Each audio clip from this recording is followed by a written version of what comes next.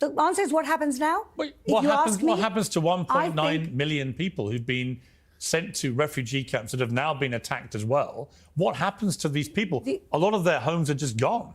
To be clear, the refugee camps, there are safe spaces where Hamas also infiltrate, and they put their own people. They use them as human shields, as we know, as has been reported, and they put their people in harm's way. Finkelstein said that we're engaged in a genocide. If we were, why are we asking people to get out of the way? Let me ask you again. Where can why are we giving warning? Why are we damaging our own element of surprise? Why are we doing that? My question was, where should the Gazan civilians go to be safe? The Gazan civilians today have an opportunity after Hamas that's not my that question. has subjugated them you can't. to rebuild their society. society. That wasn't my question.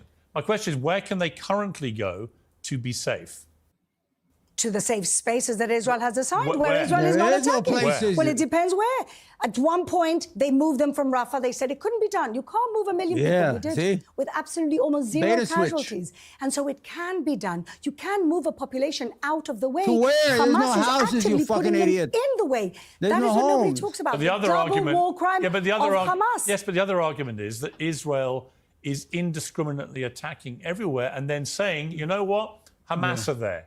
And because no journalists are allowed in to verify this, because the IDF won't let them, there is no independent way of verifying whether any of that is true. If we were indiscriminately attacking, why are we asking people to get out of the way? Why are we creating safe zones? All of what he's saying, you have to understand where Norman Finkelstein is in his head. Oh, there she goes. She's going to attack him now. The existence of the state of Israel, which is very difficult. She's running away from the answer. Exist at all.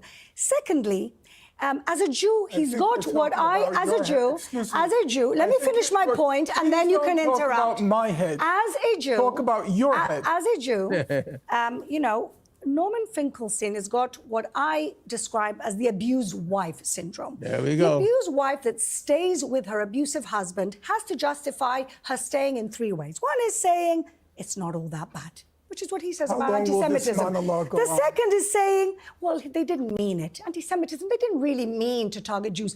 And the third way, which is he's actively engaging, is to saying, it's our fault. It's my fault. The wife that says, I provoked him. I'll come to Norman to respond to that. I provoked him. And this is the abusive You've made your point and he will respond. That he is in. The Israeli Jew is the liberated Jew that has left the abusive husband. Fine. Before I go to Norman, what the hell are you talking about, abusive husband? Maybe your husband beat you up. The point that you were going to answer, and I made you answer a different one because you raised it. But what happens at the end of this war? See? You want to know what I think should happen? No, what is going to happen? Well, I believe... What's the plan? What have Israel got as plans? Well, I believe that with Trump coming into power in the United States and with a Saudi deal on the table, which has been on the table, and this is one of the reasons that they started the massacre on October 7th. Yeah, I think that's right. There we go. They understood where the Iranians understood where this was all going. They deployed... Remember, she will never answer the question. It is like, oh, you see this, you see that, you see this. It's all a distraction, these people. They lie more, when they breathe, they lie more than they breathe. Every time they take a deep breath, they lie. I'm going to lie. I'm going to lie. This is what these people do. These people are liars, thieves, treacherous. They will do anything and everything to avoid honesty and truth. Hamas, and they said this is the moment now. So I believe that there's a real opportunity for the Gazans, for the good Gazans who want a decent life for themselves and not living a life of terrorism, to rebuild. How? Rebuild what? Under the maybe civil administration of their own local leaders. Where do they go and live when all their homes have been destroyed? With their own local leaders, with Saudis, with Emiratis who know how to build quickly, who have the resources to build quickly. If we really have a consortium of countries, like the Abraham Accord countries, that can get together and rebuild, there is an opportunity. Still under Israel control?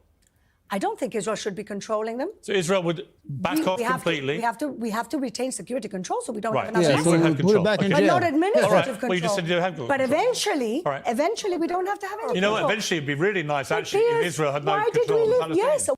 Yeah, we don't want to control them, but we have to control the security. That means we got to surround them and put them in a jail. That's what it is. That's what it is. It's not going to work. It's going to blow up in their faces. Eventually, these idiots going to run on boats, banana boats, planes, just to get out of Israel one day. You're going to see it's going to collapse. this project is going to collapse. It cannot sustain itself, especially after they killed everybody like that, and you want to live in that neighborhood. It's not going to work. It's not going to work. Why did we leave in 2005? Okay, let me bring Why Norman. did we leave in 2005? I'll come back to you, Fleur. I'll come back to you. Norman, your chance to respond. Okay. Number one, totally trivial point. If I need psychoanalysis, I wouldn't go to a representative of a lunatic state. I would go to a rational person. Love you. I love you, Norman. Number two, Israel never left Gaza. Right. That's not my opinion. In 2005, Israel relocated its troops from inside Gaza to the periphery of Gaza. What goes into Gaza? What goes out of Gaza? Who goes into Gaza? Who goes out of Gaza? Watch the The distraction. airspace, the water, everything was controlled by Israel. Yeah. The guardian of the Fourth Geneva Convention is the International Committee of the Red Cross. The opinion of the Red Cross from 2006 to the present is that Israel remains the occupying power in Gaza. That's the opinion of the United Nations. It's the opinion of all human rights I organizations. don't disagree with you about any of that, but let me ask you this, Norman. So now- straight question. now let me- straight It's question. factually Hang wrong. on, let me. Okay. Hang on. Factually I wrong. actually don't disagree with your assessment, right? I do think Israel You has don't want to exercised say it. That's a distraction control right there. over the people of Gaza ever since they said they ceded control to it. He was about to list the food. They're not allowed to have chocolate, candy, diapers, concrete, needles, threading needles. They were not allowed to have needles. And they always say, well, the Jews in Yemen were not allowed to have canes in their hand because it was, come on.